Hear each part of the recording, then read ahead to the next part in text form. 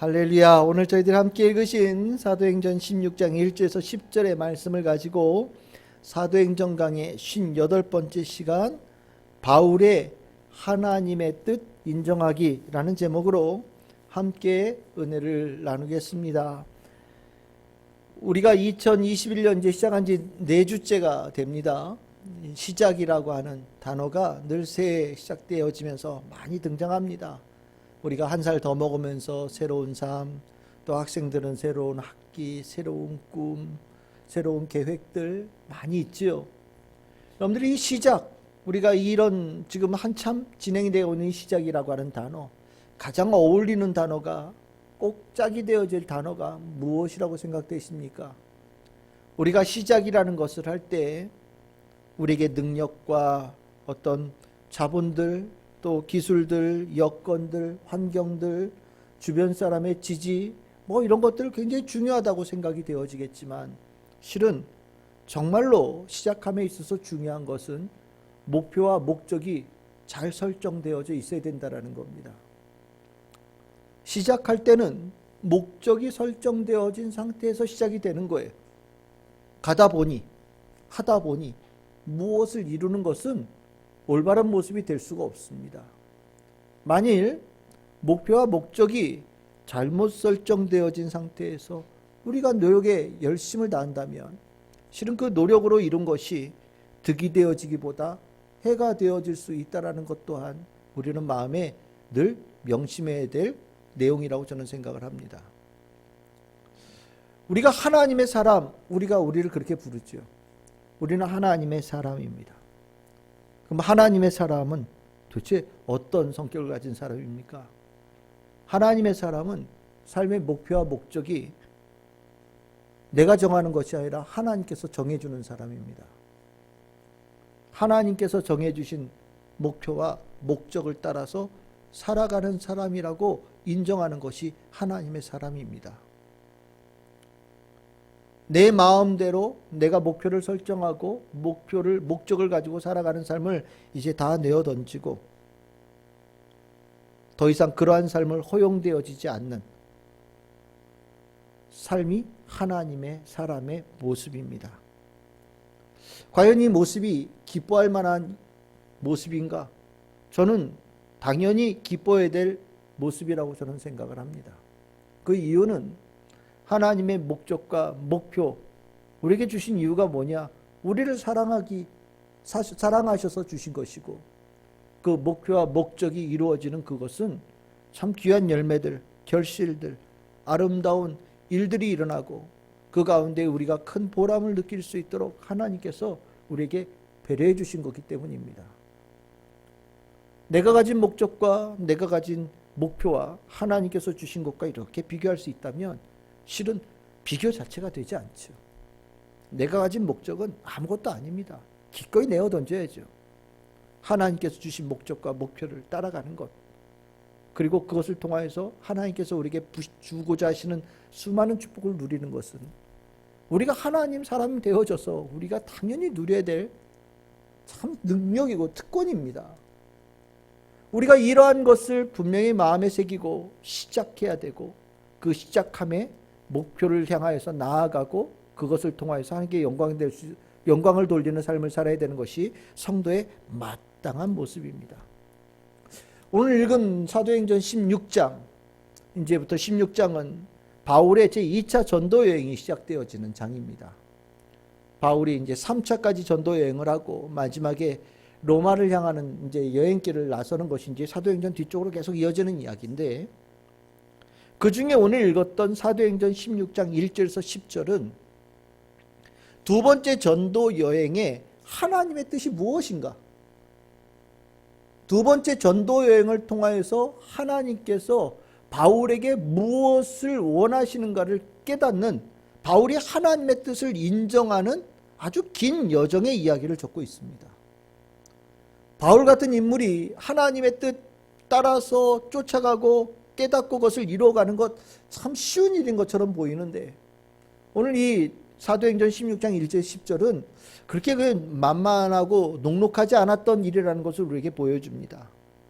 또 이것을 조금 다르게 보면 우리가 하나님의 뜻이 무엇인지, 나를 향하신 하나님의 뜻이 무엇인지 우리는 늘 궁금하지 않습니까? 하나님의 뜻 많이 얘기하는데, 그럼 도대체 그 하나님의 뜻을 어떻게 우리는 알아가는가? 하나님의 뜻을 우리가 알아가는 그 통로들은 어떻게 되는가? 궁금하죠. 근데 그 궁금한 것들이 오늘 읽은 사도행전 16장 1절 10절에 바울이 하나님의 뜻을 깨달아가고 인정해가는 그 과정을 같이 가면서, 아, 하나님의 뜻은 이러한 방법으로 알아가는구나 라고 우리 성도들이 함께 느낄 수 있는 시간이 됐으면 좋겠습니다. 하나님의 뜻은 하나님의 사람에게 반드시 주어집니다. 여러분들 각각의 사람들에게 하나님의 뜻이 다 있어요. 그 하나님의 뜻을 알고 시작하고 힘을 다해서 나아갈 수 있는 삶이 되어질 때 진짜 성도의 멋진 삶이 이루어진다라고 여러분들 분명히 깨닫기를 바라고, 오늘 바울이 깨달았던 하나님의 뜻을 깨닫는 이 과정 속에서 여러분들도 여러분들 향하신 하나님의 뜻을 조금이나 더 분명하게 확실하게 되어지는 은혜가 있기를 소망합니다. 첫 번째로 바울이 하나님의 뜻을 깨달은 중요한 통로가 무엇이었느냐? 바울은 자신의 사역의 연속성 가운데서 하나님의 뜻을 깨달았습니다. 하나님의 뜻은 연속성 가운데 발견되어진다는 거예요. 하나님의 뜻은 갑자기 여기 툭 튀어나오고 저기 툭 튀어나오고 갑자기 연관 없는 것이 하나가 툭 튀어나오고 이런 거 아닙니다. 하나님의 뜻은요, 큰 강줄기처럼 흘러가는 방향성이 있어요. 그리고 물줄기가 이어진 것처럼 끊어지지 않고 계속해서 이어져가는 과정이 있습니다. 우리는 그 과정 속에서 하나님께서 나를 향하신 주님의 뜻을 조금씩 발견하는 거예요. 때로는 그 물줄기가 바위에 부딪히고, 때로는 산에 가로막힐지라도 그 물은 반드시 그것을 돌아서 흘러갑니다. 그 돌아서 가는 과정 속에 이 물줄기가 어느 방향을 향하여서 흘러가기를 원하신다는 것을 내가 느끼기 시작하면서 멈추어졌고 잊어버리고 때로는 낙담했던 것들을 회복하는 일들을 갖게 되어집니다. 오늘 읽었던 본문에 이 나오는 본문에 나온 내용은 여러분들 잘 생각해 보시면 바울이 이 첫 번째 전도 여행에 같이 했던 바나바와 헤어지고, 바나바가 구브로로 떠난 상황에서 자기는 루스드라 지역으로 발걸음을 옮기는 그 이야기가 나옵니다. 여러분들 이 루스드라, 이고니온, 더베 지역으로 가는 바울의 발걸음이 어땠을 거라고 생각되십니까? 원래 이 여행의 목적은 바나바와 첫 번째 전도 여행에서 세웠던 교회들을 돌아보는 것이 목적이었어요. 실은 그것이 얼만큼 지났느냐, 한 5년쯤 지난 세월이거든요. 그 5년 정도 동안 어떤 일이 벌어졌어 굉장히 궁금한 마음으로 나서려고 했던 거예요. 근데 바나바와 갈라졌어요. 원래 처음에 갔던 데는 구브로였는데 구브로는 바나바가 마가와 함께 배 타고 떠나버렸습니다. 이제 구브로는 갈 수가 없죠. 그러니까 루스드라 지역으로, 터키 지방 내륙으로 들어가는 길을 선택해서 간 거예요. 그 길을 실은 바나바와 같이 갔던 길인데 지금은 자기 혼자서, 그리고 실라라고 하는 사람과 같이 그 길을 갑니다. 아마 그 만나는 사람들마다 바나바 선생님은요, 아마 그런 얘기 물어볼 게 뻔하지 않습니까? 아마 바울의 발걸음은 굉장히 무거운 발걸음이었을 것 같아요. 그런데 하나님께서는요, 이 바울에게 이 발걸음을 하나님께서 계속 이어가기를 원하신다라는 것을 느끼게 해주셨어요. 만나게 해주셨어요. 그 증거가 누구냐면 16장 1절에서 2절에 나오는 디모데라고 하는 사람입니다. 이 디모데는 5년 전에 바울이 루스드라에서 복음을 전할 때에 그 복음을 들었던 청년 같습니다. 아버지는 헬라인이었어요. 그러니까 이었다는 얘기는 무슨 소리입니까? 아버지는 이미 돌아가셨다는 얘기가 됩니다. 어머니는 유대인입니다. 어머니 밑에서 디모데가 믿음의 사람으로 잘 자란 거예요. 그 계기는 루스드라 지역에서 복음을 전하였던 바울을 만나면서 계기가 된 것 같아요. 어릴 적부터 외할머니와 어머니 밑에서 믿음을 잘 성장했고 바울을 만난 뒤에 이 디모데는 믿음이 쑥 큰 상태에서 5년 만에 만났을 때 깜짝 놀란 모습으로 본 겁니다. 아마 처음에 만났을 때는 모르긴 몰라도 한 10대 한 중반쯤이나 후반쯤 되지 않았을까 싶어요. 근데 5년 뒤에 보니까 완전 청년이 되는 거예요. 그때는 그냥 소년이었는데 이제 완전히 청년이 되어져서 후 큰 모습으로 보는데 바울이 그 모습을 보면서 너무너무 기뻤어요. 이 디모데, 이 잘 자라게 되어진 그 배경이 디모데후서 1장 5절에 나오죠. 외할머니 이름은 로이스고요. 어머니 이름은 유니게예요. 참 위대한 할머니와 어머니의 이름입니다. 디모데라고 하는 멋진 주의 사람을 제대로 길러낸 할머니와 어머니의 이름이 아주 자랑스럽게 디모데후서에 있죠. 어쨌든 이 디모데를 만나면서 바울은요 굉장히 위안을 얻었어요. 이유가 뭡니까? 디모데야말로 1차 전도 여행의 결실이에요. 루스트라 지역이 어떤 지역이었습니까?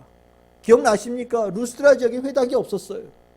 그래서 길거리에서 가다가 앉아있는 사람을 고쳐줍니다. 그랬더니 사람들이 바나바와 바울을 살아있는 신의 현현이라고 막 와가지고 막 경배한다고 난리를 칠 때 바울과 바나바가 그걸 막아서지 않습니까? 그랬더니 좀 지나서 사람들이 휙 변해가지고 돌멩이를 들고서 바울을 쳐서 거의 죽였죠. 그렇죠? 그러니까 루스트라 그러면 바울의 입장에서 봤을 때는 제일 힘들었던 곳이에요. 아니 죽음의 공포, 아픔이 기억나는 곳이에요. 죽을 만큼 고생한 지역인데 바로 그곳에서 디모데라고 하는 멋진 청년 결실이 맺혀진 것을 보게 되는 겁니다. 이 결실은 2차 전도 여행을 가게 되어지는 하나님의 뜻을 보게 하는 중요한 단초가 되는 겁니다. 첫 번째 전도 여행에 맺었던 결실을 데리고 이제 하나님께서는 그와 함께 더 먼 길을 떠나기를 주께서 원하신다라는 것을 보여주시는 거죠. 하나님의 뜻을 어디서 발견하느냐? 이렇게 발견하는 거예요. 갑자기 엉뚱한 데서 뭐가 튀어나오는 게 아닙니다. 지금까지 하나님께서 걸어온 길에 대한 결실을 다시 한번 우리에게 보여주시면서 우리들의 마음에 확증을 주시는 거예요. 어떤 사람들, 여러분들 갑자기 목사님 저 갑자기 엉뚱한 일에 하나님의 뜻이 있다고 오는 경우들이 있어요. 물론 아주 가능성이 없는 거 아닙니다. 그럴 때 저는 꼭 말씀드려요. 성도님 가서 다시 한번 물어보세요. 2번 물어보세요. 3번 물어보세요. 라고 권면을 해요. 아니 평생 장사만 하던 사람이 갑자기 목사님 하나님께서 저를 의사로 만드셔서 선교사로 보내시겠다라고 말씀하십니다. 저 목사님 의대 가야 되겠습니다. 아니 평생 장사한 사람을 하나님께서 갑자기 의사로 만드실 가능성이 요만큼은 있겠지요. 하지만 이만큼은 아닙니다. 하나님은요 장사하던 사람에게는 그 장사하는 일을 통하여서 하나님의 일들을 이루어 가시겠죠. 의사였던 사람을 의료를 할 수 있는 선교사로 보내시는 일은 있겠지만 갑자기 어저께까지 한 번도 안 해본 일을 갑자기 오늘 하나님의 일하고 맡기시는 분은 잘 아니에요. 하나님의 일은요 준비되어짐이 있어요. 하나님께서 미리 준비시키는 일들이 있습니다. 그 준비시키는 일이 헛된 일이 아니라는 것을 우리가 낭망하고 우리가 좌절하고 잠시 하나님의 뜻을 잊어버릴 때마다 다시 한번 재확인시켜 주시는 은혜가 우리에게 있습니다. 왜요? 우리는 하나님의 사람이니까. 바울은요 지친 발걸음, 낭망한 발걸음, 주저주저하는 발걸음으로 떠난 그 길에서 디모데를 만나면서 하나님의 귀한 은혜를 입은 겁니다. 그리고서 16장 3절에서 5절에 보시면 그와 함께 떠나려고 그에게 할례를 주고 복음을 전하고 복음을 전해가는 곳들마다 1차 전도여행 때 세웠던 교회들이 믿음이 아주 굳건해지고 수가 더해지는 모습들을 경험케 하시는 거예요. 바울은 바나바와 갈등 속에서 헤어졌다라는 것을 머릿속에서 잊어버리기 시작했습니다. 그리고 귀한 결실들이 하나님께서 기뻐하시는 것이라는 것을 다시 한번 깨달으면서 이러한 일들을 더 이루어 가야 되겠다라는 마음을 품기 시작하죠. 하나님의 뜻은요 이렇게 연속성이 있어요. 혹 여러분들 가운데 나에게 향하신 하나님의 뜻이 정말 궁금해질 정도로 여러분들의 마음이 답답하고 어디로 가야 될지 모른다고 생각되어질 때 여러분들을 지금까지 인도해 주셨던 그 하나님의 증거가 나타나는 것을 발견할 수 있는 성도들 되기를 바랍니다. 그리고 그것을 만날 때 내가 온 길 그때도 하나님과 함께 하셨고 지금도 하나님께서 함께하고 계시고 앞으로도 하나님께서 나와 함께 하신다라는 확신을 가지시기를 바랍니다. 그게 하나님의 뜻이 있어요. 그 연속성상 안에. 두 번째로 하나님의 뜻을 깨닫는 길이 무엇이냐? 그것은 무엇이냐면 막으심과 이끄심, 닫으심과 열림을 통하여서 하나님께서 인도하시는 것이 있다는 겁니다. 바울이 참 안디옥 교회를 떠나서 올 때는 한편을 좀 쉬고 싶고 낭망한 마음으로 실망한 마음으로 떠났을지 모릅니다. 그런데 아까 했듯이 디모데 만나고 교회들 만나면서 용기가 막 솟았어요. 아, 하나님께 날 쓰시고자 하시는구나. 더 쓰시고자 하시는구나. 내가 하나님께서 쓰임받는 사람이구나. 아주 기쁜 마음으로 시작되어졌는데 웬걸 우리가 읽다 보니까 조금 우리가 생각이 좀 다른 일들이 벌어지기 시작합니다. 16장 6절에 보시면 아마 안디옥쯤 온 것 같아요. 안디옥쯤 왔는데 거기로부터 이 바울은 어디로 가려고 했냐면 아시아로 가려고 했다라고 얘기합니다. 여기서 우리가 아시아, 우리가 지금 사는 대륙이 아시아 대륙이라고 하죠.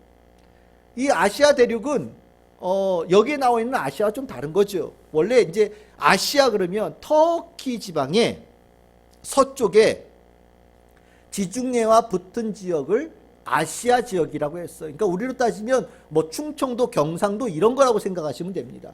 터키 지역에 로마가 여러 행정구역을 이렇게 나눌 때 터키 서쪽 지방에 해안가 지방을 뭐라고 했냐? 아시아라고 그랬어요. 여러분들 로마라는 나라는 지중해를 중심으로 해가지고 중표현에 이렇게 퍼진 나라거든요.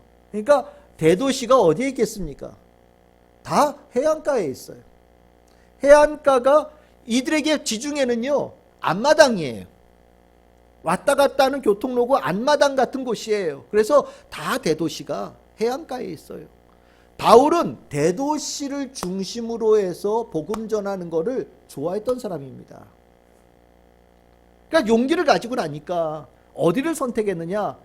대륙 한가, 터키 지방의 대륙 한가운데서 제일 번화한 곳을 가야 되겠다. 그게 어디냐면 아시아 지역이라고 하는 곳에 에베소 지역 쪽으로 가려고 했던 것 같아요. 내가 이 지역은 잘 알고 제일 번성한 곳에 가서 복음을 전하러 가야 되겠다. 마음을 굳게 딱 먹었는데 16장 6절에 보시면 뭐라고 되어 있습니까? 성령이 막았다라고 얘기를 합니다. 가는 길을 성령께서 허락하지 않으셨다라는 거예요. 여러분들 허락하지 않았다라는 거를 그냥 읽으면 못 가게 됐구나 이렇게 생각할 수 있겠지만 가고자 하는데 막았다라는 것은 거절감이라고 느낄 수도 있고요. 당황스러움도 될 수 있는 거죠. 혹시 하나님께서 내 길을 허락지 않으시나? 이런 생각도 들 수도 있는 일들이거든요. 뭐 때문에 못 가게 됐느냐? 이 성령에서 막으셨다라는 이 얘기가 갈라디아서 4장 13절에 힌트가 나와요.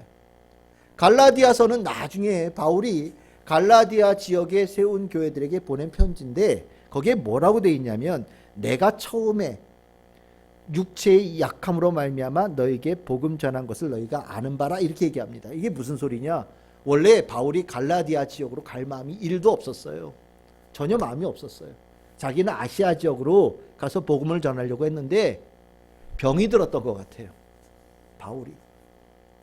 병이 들고 나니까 아시아 지역으로 에베소로 가는 것보다 조금 더 선선하고 아마 기후가 자기 건강에 맞는 쪽으로 옮겨야 되겠다는 생각을 한 것 같습니다. 그래서 간 데가 어디냐? 갈라디아 지역이라는 거예요. 서쪽으로 가려고 그랬더니 북쪽으로 가겠다 됐다는 겁니다. 지도를 보십시오. 지도를 보시면 여러분들 저 아시아 지역은 저쪽에 서쪽이에요. 지금 가운데서 나는 서쪽으로 가야 되겠다고 생각했는데 성령께서 막으셨다라는 거예요. 그래서 어떻게 했느냐? 북쪽으로 갈라디아 지역으로 올라갔다라는 겁니다. 서쪽으로 못 가게 하니까 내가 위쪽으로 이렇게 가기로 결심을 한 거예요. 올라가서 한참 올라가서 보니까 이제 나는 그 위에 어디가 있습니까? 갈라디아 지나니까 그 위쪽에 비두니아라고 있죠. 그치요? 하나님께서 나를 이쪽으로 보내시나 보다.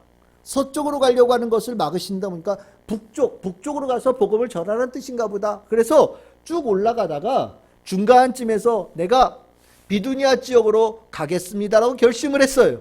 그런데 16장 7절에 보시면 하나님이 또 생각이 바뀌었는지 비두니아 지역으로 가는 것을 예수의 영이 허락하지 않았다라고 얘기를 합니다. 근데 여기는 아까 아시아 지역으로 가려고 했던 것과 뉘앙스가 좀 달라요. 아까는 아시아에 가서 복음을 전하려고 했는데 성령이 막으셨다라고 했잖아요. 근데 이번에는 비두니아로 가려고 내가 애썼다라고 얘기를 합니다. 애썼다는 얘기는 뭐냐면 한 번이 아니라 거듭거듭 굉장히 여러 번 방법을 모색했다라는 거예요. 노력을 엄청 기울였는데 내가 노력을 기울일 때마다 족족 길이 막혔다라는 겁니다. 잘 생각해 보십시오. 내가 중간쯤에서 서쪽으로 가려고 그랬더니 거기 아니야. 그래서 북쪽으로 올라가려고 그랬더니 북쪽으로 쭉 올라가려고 그랬더니 그쪽도 아니야. 이러시는 거예요. 바울의 입장에서는요. 원치 않으시나? 내가 가는 길을 하나님께서 원치 않으시나? 하나님께서 더 이상 나를 쓰지 않기 원하시나? 혹 내가 바나바와 싸웠다라고 그래서 이제 더 이상 하나님께서 나를 사용하지 않으시겠다라는 징표인가? 라는 걱정이 들 수 있었을 것 같아요. 그래서 서쪽으로도 못 가고 그래서 북쪽으로 갔는데 북쪽 길도 막히고 어떠냐니까 도로 서쪽으로 이렇게 옮겨지는 길을 택한 겁니다. 그래서 나온 게 어디냐면 저 중간쯤에서 무시아라고 하는 곳을 떠나서 옆쪽으로 간 거예요. 서쪽으로. 그래서 쭉 가서 만나게 되어진 곳이 어디냐면 16장 8절에 이렇게 얘기합니다. 무시아 지역에 있는 드로아라고 하는 곳에 도착했다라고 얘기를 합니다. 드로아가 어디냐면 지도에 보시면 저 해변이에요. 항구 도시입니다. 여러분들 우리나라 땅끝 마을 있죠? 저 해남에 가면 여기가 땅끝이에요. 아시아 지역의 땅끝이에요. 원래 바울은요 이 지역에 올 생각이 한 번도 없었어요. 그런데 막혀서 오다 보니까 드로아라는 데까지 온 거예요. 여러분들 여기서 우리는 막았으니까 끝인가 보다. 이거는 세상 사람들의 생각이에요. 여러분들 기억하십시오. 하나님께서 막으셨을 때는 여시는 데가 있어요. 문을 닫아 놓으시면요 어디 한 군데 다른 데 열렸다라는 증거라고 생각하시면 됩니다. 하나님께서는 바울을요 길을 막으셔서 이끄시는 다른 문 하나를 만들어 놓으신 거예요. 하나님께서 원하시는 길이 있어요. 그 길을 하나님께서 막으시고 열으시면서 계속해서 하나님께서 원하시는 길로 바울을 이끌어 가시는 겁니다. 물론 우리는 내가 원하는 길이 막혔을 때 실망하고 좌절하고 걱정될 때가 있겠지만 우리는 이 바울의 경험을 통하여서 우리는 분명히 깨닫게 되어져야 됩니다. 하나님께서 이 일을 막으실 때는 다른 길을 여시려고 막으셨구나. 하나님께 감사하고 찬양할 수 있는 성도들이 되어져야 돼요. 하나님께서 길을 막으셨을 때는 그건 하나님의 분명한 인도하심의 또 다른 이야기가 되기 때문입니다. 우리가 살면서 길이 막히고 하던 일이 되어지지 않고 멈추어질 때가 있어요. 그때 우리는 그 자리에서 무릎 꿇고 하나님의 인도하심을 구하는 성도들이 되어져야 돼요. 그 가운데 하나님의 뜻이 있기 때문입니다. 환경을 통하여서 인도하신 하나님. 바울은 참 어려운 과정을 통하여서 그것을 느낀 거예요. 그러면 이제 하나님의 뜻을 깨닫는 세 번째 단계에 오게 되어집니다. 세 번째 단계는 때가 되어지면 하나님께서 말씀을 통하여서 하나님의 뜻을 가르쳐 주십니다. 하나님의 뜻을 깨닫게 되어지는 분명한 때가 있어요. 지치고 낭망한 발걸음을 옮기고 정말 예상하지 않았던 드로아까지 왔습니다. 드로아라고 하니까 여러분들 지명이 낯설지만 이 드로아라고 하는 곳은 유명한 곳이에요. 여러분들 그리스 로마 신화 뭐 이런 이야기 보면 트로이라고 하는 거 기억나십니까? 트로이의 목마? 그 트로이라는 데가 드로아예요. 드로아와 트로이는 한 25km 떨어져 있으니까 그 지역이라고 보시면 됩니다. 아주 유명한 도시예요. 유럽으로 넘어가는 아주 중요한 항구 도시까지 이르는 겁니다. 거기에 이르렀을 때 바울에게 환상 속에, 밤에 환상 속에 한 사람이 나타납니다. 마게도냐 사람이죠. 16장 9절에서 10절에 나옵니다. 그 사람이 이렇게 얘기합니다. 건너와서 우리를 도우라. 실은 이 번역이 조금 더 공손하게 번역되어졌으면 좀 더 와닿지 않았을까라는 생각이 듭니다. 건너와서 우리를 도와주세요 라고 마게도냐 한 사람이 꿈속에 나타난 거예요. 여러분들 그 꿈속에 나타난 마게도냐 사람이 행색이 어땠을 것 같습니까? 간절함이죠. 불안하고 낭망하고 지치고 삶의 소망을 완전히 잃어버린 그 모습으로 꿈속에 나타나서 제발 바다를 건너오셔서 우리를 도와주세요라고 간청하는 모습을 꿈속에서 본 겁니다. 바울은 그 꿈을 꾸고 난 다음에 10절에 보면 이렇게 얘기합니다. 곧 마게도냐로 떠나가려고 힘썼다라고 얘기합니다. 그리고 10절에 또 이렇게 얘기합니다. 이것이 하나님의 뜻이라는 것을 우리가 인정하였다라고 얘기를 해요. 여기서 인정하였다. 인정하였다라는 것은 꿈 꿨으니까 내가 가야지 이게 아니라는 거예요. 인정했다라는 건요. 이것이 정말 하나님의 뜻인가에 대해서 아주 오랫동안 고민했다라는 거예요. 아주 깊이 묵상하고 여러 사람들과 함께 이것에 대해서 정말 이것이 하나님의 뜻인지에 대해서 토론하고 종합하면서 결론을 내렸다 이런 뜻이 되어집니다. 실은 지금까지 여정의 전체 속에서 이것이 우리를 이끌어 오신 목적인가에 대해서 아주 심도 있게 함께한 일행들과 논의를 하고 그 논의 속에서 확정지었다는 거예요. 이것이 하나님의 뜻이구나. 우리를 이곳까지 이끌어 오신 하나님의 뜻이구나 라고 분명하게 확증했다라고 얘기하는 겁니다. 그러면 왜 무엇으로 하나님의 뜻이라는 것으로 확정할 수 있었느냐? 환상에서요? 아닙니다. 우리는 환상, 꿈 굉장히 좋아해요. 왜? 좀 특이하다고 생각되어지니까. 그래서 누가 얘기해? 목사님 어제 꿈에요 뭐가 보였는데요. 그거 혹시 하나님의 뜻인가요? 꿈에는 보여야죠. 그렇죠? 꿈은 원래 보이는 거예요. 뭔가 보이는 거예요. 근데요, 여러분들 꿈과 환상은 중요한 게 아니에요. 정말 중요한 것은요, 말씀이에요. 우리는 평생 앉아있던 사람이 일어나는 모습을 보면서 야, 이거 대단한 일이 일어났다 이렇게 보죠. 귀신 들렸던 사람이 귀신에서 쫓겨나고 그 이 현상을 보면서 와, 우리는 대단한 것이 일어났다 이렇게 생각합니다. 근데 거기서 중요한 것은 일어나는 것이 아니라 그를 일으킨 말씀이 중요한 거예요. 예수 이름으로 명하노니 일어나거라 라고 하는 그 말씀이 중요한 거예요. 오늘 여기에 바울의 일행이 하나님의 뜻이라고 분명히 이것을 인정하게 되어진 계기가 뭐냐? 환상이 아니에요. 꿈이 아니에요. 그것 때문이 아니에요. 그 안에 있는 말 때문이에요. 그 안에 있는 말씀 때문이에요. 어떤 말씀이에요? 여러분들 이 단어가 눈에 들어오기를 바랍니다. 9절에 이런 얘기가 나오죠. 돕다라는 단어예요.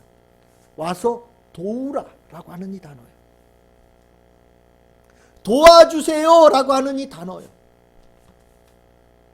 이 단어 속에 바울은요, 이것이 하나님의 뜻이구나 라고 확신하게 됐다라는 겁니다. 그럼 이 돕다라는 단어가 어떤 의미가 있느냐? 이 돕는다는 단어는요, 구원과 연관이 되어져 있고요. 이 돕는다라는 단어는요, 예수님께서 은혜를 베푸시는 중요한 계기가 되어지는 단어가 되어집니다. 마태복음 15장 22절과 25절에 보시면 한 가나안 여인이 등장합니다. 이 여인에게 귀신 들린 딸이 있었어요. 이 어머니가 자기 딸이 죽어가는 모습을 보면서 예수님 앞에 나와서 자기 딸을 살려달라고 얘기합니다. 그때 쓴 말이 뭡니까? 도와주소서. 우리를 주여 저를 도우소서라고 간청을 해요. 이걸 우리말로 표현하면 뭐라고 표현하면 되겠습니까? 살려주세요. 건져주세요. 제발요. 라고 이 여자가 주님 앞에 나와서 도움을 구했다는 거예요. 예수님께서는 이 도움을 구하는 이 여인의 이 도움에 응답하셨습니다. 그럼 여기뿐이냐? 비슷한 이야기가 또 나와요. 마가복음 9장 22절 24절. 이번에는 아버지가 나옵니다. 아들이 귀신에 들렸어요. 아버지가 예수님 앞에 나와서 구합니다. 예수님 도와주세요. 제 아들 살려주세요. 제발 건져주세요. 라고 예수님 앞에 매달려요. 예수님께서 그 정도 가지고 그 믿음가 되겠냐? 그랬더니 뭐라고 얘기합니까? 제 믿음 없음도 도와주세요. 제가 믿음이 부족해도 살려주세요. 제가 만약에 믿음이 부족해서 안 도와주시면 제 믿음 없는 것까지도 어떻게 주님께서 도와주셔서 저의 믿음도 구원해 주시고 제 아들도 귀신으로부터 벗어나는 구원함을 주세요. 라고 주님 앞에 부르짖습니다. 이 도와달라는 부르짖음에 주님께서 응답하시죠. 고린도후서 6장 1절에서 2절에 보시면 이 돕는다라는 것에 대해서 이렇게 표현합니다. 구원의 날에 너를 도왔다. 무슨 소리입니까? 내가 너를 도왔다. 그래서 네가 구원받은 것이다. 이렇게 얘기합니다. 그게 은혜다라고 얘기하고 있는 거예요. 즉 돕는다라는 것은, 도와달라고 부탁하는 것은 구원이 필요하다라고 부르짖는 것이고요. 내가 돕겠다라고 주님께서 말씀하시는 것은 내가 너에게 구원의 은총을 베풀겠다라고 하는 선언입니다. 돕는다라는 단어는 굉장히 중요한 단어가 되어지는 거죠. 히브리서 2장 18절에 이렇게 얘기합니다. 그는 예수 그리스도를 말씀하십니다. 예수 그리스도가 시험을 받아 고난을 당하셨은즉 시험 받는 자들을 능히 도우실 수 있느니라. 예수님께서는 모든 고난을 다 담으셔서 품으셔서 그것을 이겨내신 분이고 그 이겨낸 능력을 가지고 모든 시험 당하는 자가 도와달라고 부르짖을 때 그 부르짖는 모든 사람들을 100이면 100 모두가 다 구원 얻을 수 있도록 능력을 행하시는 분이 바로 예수 그리스도라고 히브리서에는 선언하고 있는 겁니다. 도와달라고 부르짖는 모든 이들에게 기꺼이 도움의 능력으로 구원, 해방을 시켜주실 수 있는 유일한 분 예수 그리스도. 이게 돕는다는 단어 속에 있는 큰 의미예요. 바울은요, 환상 속에 마게도냐, 지금 그리스의 북부지방, 그리고 그 북부 위에 지금은 나라 하나가 세워졌습니다. 북마게도냐라고. 둘이서 마케도냐 이름 가지고 싸우는데 어쨌든 그 지역에서 건너온 사람들이, 그 지역에 있는 사람들이 환상 속에 아마 예수님께 부르짖은 것 같아요. 하나님께 부르짖은 것 같아요. 하나님, 우리를 살려주세요. 우리를 도와주시옵소서. 하나님께서, 예수님께서 그들의 부르짖음을 들으시고 그 부르짖음을 바울의 머릿속에 재현시켜 주신 거죠. 하나님을 향하여서 부르짖었던 그 부르짖음에 대해서 하나님께서는 바울의 머릿속에 그 환상을 심어주심을 통하여서 내가 너를 여기까지 이끌어온 목적이 바로 이것 때문이라고 분께서 분명하게 가르쳐주고 명백하게 보여주시는 자리를 허락하신다는 겁니다. 이게 하나님의 뜻의 의미예요. 하나님의 뜻은 때가 되어지면, 준비가 되어지면 분명한 말씀으로 주셔요. 그럼 우리는 이렇게 생각할 겁니다. 하나님의 뜻 처음부터 이렇게 말씀 주시면 안 되나요? 바울 출발할 때, 얘야 너 출발하는 곳이 저 드로아 지나가지고 바다 건너가지고 저 마게도냐 지방에 가지고 그리스 지방에 가지고 전도하는 게 내가 너에게 주는 뜻이다 라고 얘기를 처음부터 하시면 안 되나요? 때가 있는 거예요. 아마 안디옥에서 이 말씀을 받았으면 바울은요 이런저런 얘기할 수도 있겠죠. 생각할 때 저는 거기 잘 모르고요. 저는 거기 바다 건너서 가본 적은 한 번도 없어요. 그쪽으로는요. 저는 전문이 이쪽 지방 지역 전문입니다. 저는 이쪽 지역 샅샅이 돌아다니면서 교회에 세우는 일을 하겠습니다. 제가 여기 지나서 먼저 이렇게 가면 되지 않겠습니까? 얘기했을 수 있어요. 여러분들 처음부터 뭘 주면 사람들 전부 다 각자 취향이 있어가지고요. 이렇고 저렇고 하나님의 말씀을 이만큼 떼내고 이만큼 갖다 붙이고 각색시켜서 자기 마음대로 만들어버려요. 그런데 때가 되어져서 주님께서 주시는 말씀은요. 버리지도 않고 붙이지도 않아요. 있는 그대로 받아들여요.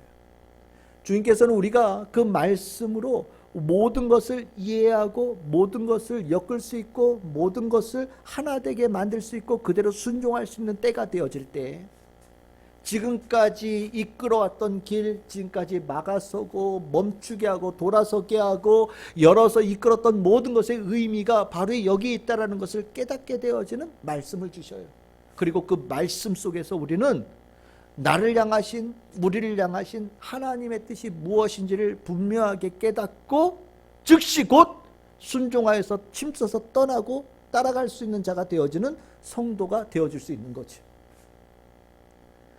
하나님의 말씀, 하나님의 뜻은 분명하게 말씀으로 주어집니다.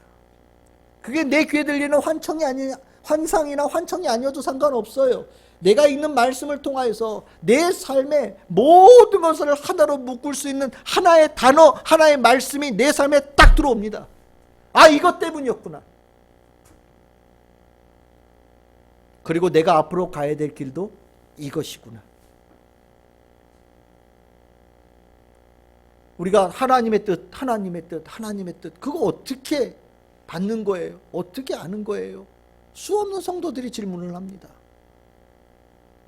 하나님의 뜻을 깨닫는 여러 가지 방법들이 있겠지만 적어도 오늘 읽었던 사도행전 16장 1절에서 10절에 바울이 하나님의 뜻을 깨달았던 이 과정은 성도들이 반드시 알아야 될 하나님의 뜻을 깨닫는 과정이라고 저는 생각합니다. 바울은요 지금까지의 길들은 굉장히 지친 발걸음이었어요. 뭐가 잘 안 되는 것 같아요. 되는 것 같았는데 도로 막혔어요. 그런데 드로아 앞에 서서 환상 속에 말씀을 딱 듣는 순간에 지쳤던 발걸음이 힘을 얻고요. 멈췄던 발걸음이 다시 갈 수 있는 발걸음이 되어지고 분명히 무엇을 해야 될지 아는 능력 있는 발걸음으로 완전히 변화되어집니다. 바울의 2차 전도 여행을 시작을 어디서부터 보느냐에 대해서 여러 가지 논란이 있어요. 누구는 바나바와 헤어질 때 바울이 우리 첫 번째 교회 세웠던 지역들 돌아봅시다. 그때부터 봐야 된다라고 얘기하는 사람도 있고 아니다. 안디옥 출발해서 그 비시디아 안디옥 지나가고 루스드라 지나가는 그것도 다 전도여행이다라고 얘기하는 사람도 있어요. 근데 엄밀하게 얘기하면 두 번째 전도여행의 시작은 바로 드로아에서 하나님의 말씀, 환상을 통해서 말씀을 듣고서 분명히 깨닫는 그 순간 이제 드디어 두 번째 전도여행이 시작되어지는 거예요. 그리고 뒤도 돌아보지 않고 배 타고 바다를 건너갑니다. 하나님의 뜻 정리해 보겠습니다. 바울이 위대한 하나님의 사도입니다. 이 위대한 사도도 하나님의 뜻을 깨닫는 과정을 이렇게 지나오면서 두 번째 전도여행을 가요. 우리의 삶은 실은 하나님의 뜻을 깨닫는 하나님의 뜻을 온전하게 품을 수 있는 그런 여정이라고도 얘기할 수 있겠습니다. 그 여정이 의미가 있는 것이 그 전에는 하나님의 뜻을 온전하게 다 품을 수 없었기 때문에 하나님께서 우리를 이렇게 저렇게 만들어 가시지만 때가 되어지고 나면 하나님 있는 그 말씀대로 내 삶의 목표와 목적을 분명히 세우고 순종해 갈 수 있는 사람이 우리가 되어져야 되고 하나님께서 우리를 그렇게 만들어 가신다는 것을 우리는 여러분들은 분명히 아셔야 됩니다. 그리고 그렇게 시작되어진 인생, 그 목표를 향해서 가는 인생은 가장 보람된 인생이 되는 거예요. 결실이 있어요. 만족이 있고요. 하나님께 영광이 되어지고요. 그것을 통하여서 내가 복을 받고 많은 이들에게 복을 나누어 줄 수 있는 사람이 되어지는 거예요. 누군가 물어봅니다. 하나님의 뜻을 어떻게 깨달아요? 연속성 상에 있어요. 여러분들이 지내왔던 그 모든 것들이 주님께서 이끌어오신 길이에요. 그 길에 대해서 하나님께서 가야 될 방향성을 계속해서 보여주실 거예요. 막아서는 과정에서도 하나님의 뜻이 있어요. 닫힌 곳이 있으면 반드시 열린 곳이 있습니다. 그 열린 문을 향하여서 우리 나아가면서 하나님께서 이끌어 가시는 과정을 목적지를 향해서 가는 거예요. 그리고 분명하게 때가 되어지면 모든 것을 이해하고 묶을 수 있는 분명한 하나님의 말씀을 우리에게 주셔요. 그리고 그 말씀을 가지고 우리는 과거를 이해하고 현재의 새로운 각오를 갖게 되어지며 미래를 향하여서 힘차게 달려갈 수 있는 성도가 되어지는 겁니다. 우리가 2021년도 우리 전사님 말씀대로 2020년 13월이라고요. 이게 1년이 시작됐는지 느낌이 없다고 얘기하시는데 정말 그런 것 같아요. 시작이 안 되고 있어요. 왜 그럴까요? 목표가 안 세워져요. 앞이 깜깜하고 희미한 것 같아요. 다들 불안해하고 두려움 속에 있어요. 지금은 버티는 거야. 살아남는 게 문제야. 견디는 게 문제야. 어떻게 견딜까봐 걱정이야. 이런 생각하면 살거든요. 이럴 때 하나님의 사람들은 하나님께서 주신 하나님의 뜻을 깨닫고 그것을 붙잡고 나아가는 힘을 가져야 됩니다. 모든 이들이 멈춰서 있을 때 하나님의 사람들에게는 그들을 이끌어갈 수 있는 사명이 있어요. 여러분들에게는 하나님의 뜻이 있어요. 여러분들이 제대로 깨닫든 깨닫지 못하든 간에 모든 인생들에게는 다 하나님의 뜻이 있습니다. 2021년 시작되어졌음에도 불구하고 발걸음을 떼지 못하고 있는 성도들이 있다면 하나님의 뜻을 발견할 수 있는 성도들 되기를 소망합니다. 이런 주님께서 이끌어 가시는 과정 속에 분명한 하나님의 말씀을 받아 깨달아서 여러분의 발걸음이 힘찬 발걸음이 될 수 있기를 소망합니다. 우리는 그런 사람들입니다. 여러분들 안에 하나님의 뜻이 어디 있냐고 누군가 물을 때 당당하게 나를 향하신 하나님의 뜻을 고백하고 하나님께서 인도하시는 인생의 멋진 삶을 분명하게 고백하며 하나님께 영광을 돌릴 수 있는 우리 참 즐거운 게 성도들 다 되시기를 주님의 이름으로 축원합니다.